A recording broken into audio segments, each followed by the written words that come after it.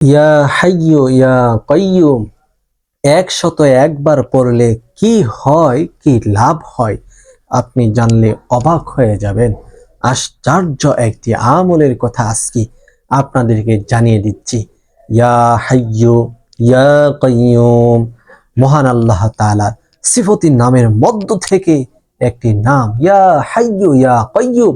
এখানে দুইটাকে একসাথে পড়া হয়, কিন্তু এখানে দুইটি নাম রহিয়াছে।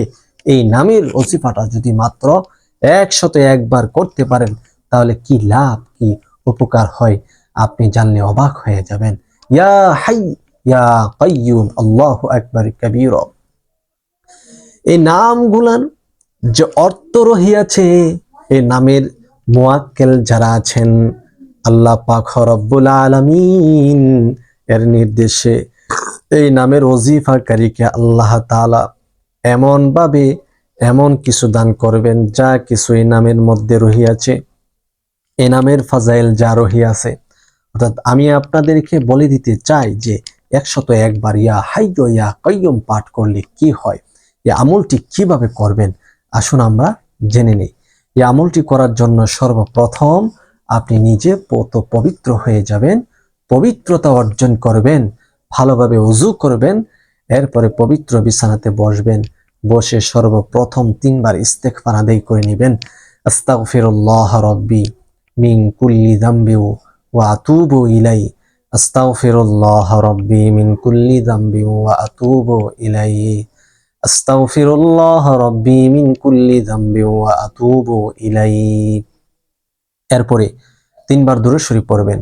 আল্লাহুম্মা সাল্লি আলা মুহাম্মাদ ওয়া আলা আলি মুহাম্মাদ কামা সাল্লাইতা আলা ইব্রাহিম ওয়া আলা আলি ইব্রাহিম ইন্নাকা হামিদুম মাজিদ।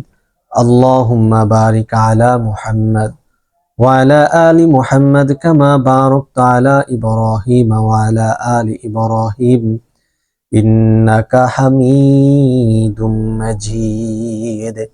৩ বার ইস্তেগফার, ৩ বার দুরুদে ইব্রাহিম পাঠ করা কমপ্লিট হয়ে গেলে আপনি একটা তাসবিহ সরার মাধ্যমে অথবা হাতের গিরাতে ধরে গনে গনে পড়বেন ইয়া হাইয়ু ইয়া কাইয়ুম, ইয়া হাইয়ু ইয়া কাইয়ুম, ইয়া হাইয়ু ইয়া কাইয়ুম, এরকম ভাবে ১০১ বার পাঠ করবেন।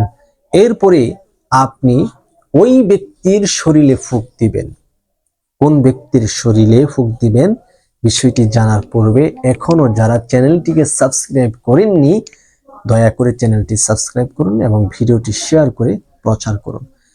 যে ব্যক্তি রোগে আক্রান্ত, প্রচন্ড জ্বর অথবা প্রচন্ড ঠান্ডা, প্রচন্ড বিষ বেদনায় আক্রান্ত অথবা অসুস্থ জনিত ব্যক্তির শরীরে আপনি ফুঁক দেবেন। আল্লাহর অশেষ রহমতে আল্লাহর এই নাম ধয়ের ওসিলায় আল্লাহ তাআলা ওই অসুস্থ ব্যক্তিকে অতি দ্রুত সুস্থতা নসিব করবেন ইনশাআল্লাহ। আপনার যে কোনো রোগ হতে পারে, এই আমলটি করে আল্লাহর কাছে আপনি দোয়া করুন, ইনশাআল্লাহ আল্লাহ তাআলা তাকে সুস্থ করে দিবে অথবা আপনাকে সুস্থ করে দিবে। আজকের ভিডিওটি পর্যন্ত, ভালো থাকুন। আসসালামু আলাইকুম।